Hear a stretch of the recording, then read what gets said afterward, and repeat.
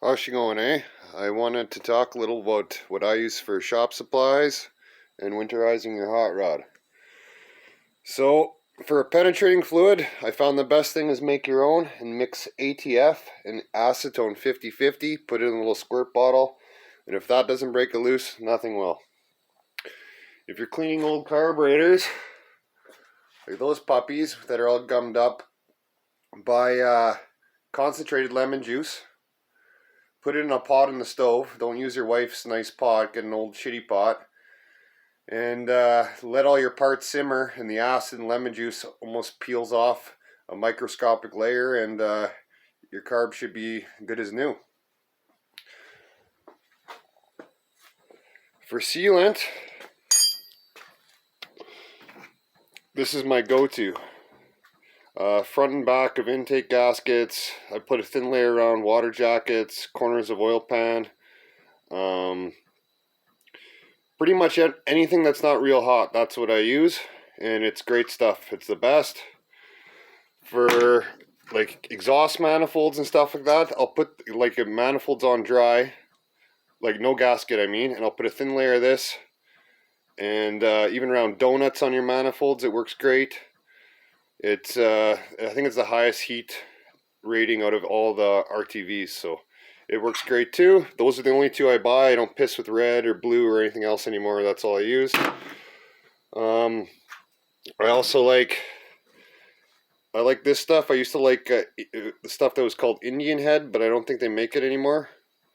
So I use this on valve cover gaskets, intake gaskets, oil pan gaskets, water pump gaskets, you name it. I put it on there. I don't like my motors leaking. So yeah, you can get it at any parts place, so it's easy to come by. Anti-seize I use this on exhaust donuts, manifold bolts, anything that can seize up. I put it on. I don't really like this stuff. I think it's kind of shitty actually.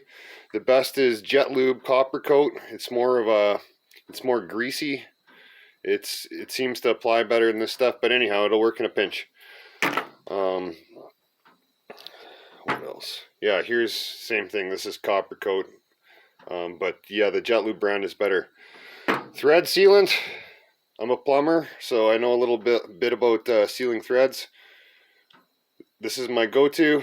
It works great. It even works good on if you're working on a Chev and you're doing head bolts.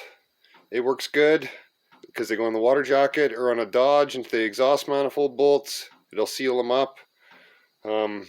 Great stuff. You can probably get it at any plumbing place, I'd imagine. If you're doing something you probably shouldn't be, patching gas line or patching a gas tank or something like that, this is the only stuff I've ever found that actually seals gasoline. Seal all.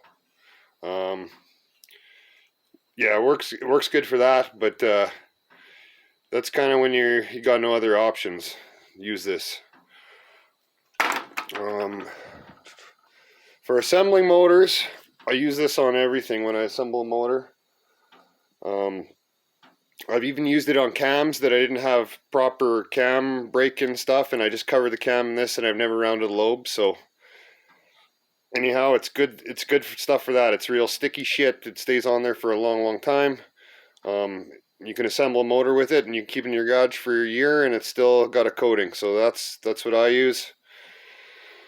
For engine oil in our old junk, this is my favorite oil by far. Castrol Edge 5W50. It's got shitloads of zinc in it. I think it's 1200 or 1400 parts per million.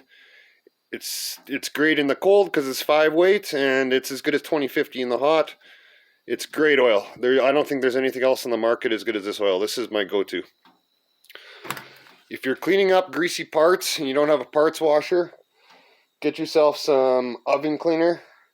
I buy it at Dollarama. I don't know if you guys have Dollarama in the States, but you can usually get it for about $4 a can of our money, so that's probably less than $3 your guys' money. And it works better than any engine degreaser, but it does eat paint and shit like that. But anyhow, that's what I use. And then for winterizing your hot rod, I take Marvel Mystery Oil. I put a shitload in your fuel tank. fill your tanker. Well, make sure you got a decent amount of fuel in it anyhow. Put a bunch of this in, let her run, let her get hot, let the Marvel Mystery Oil make its way all the way through the pump and carburetor. And then when she's good and hot, get yourself some fogging oil. I don't have a can here. Fogging oil or engine storage spray, same kind of stuff. And start squirting her down the carburetor. And it'll start running choppy and smoking, and keep spraying it, spraying it, spraying it till the motor snuffs out. Then shut her down, and everything will be coated, your valves, cylinder walls, everything, till spring. You might smoke a little in the spring because you're going to have some oil to burn off, but other than that, there's nothing wrong with doing it that way. One thing I will tell you, if you buy fogging oil and it has a straw to go on the aerosol can, hold on to the straw. Don't ask me how I know, because yeah, they can spray off and your motor might eat it up.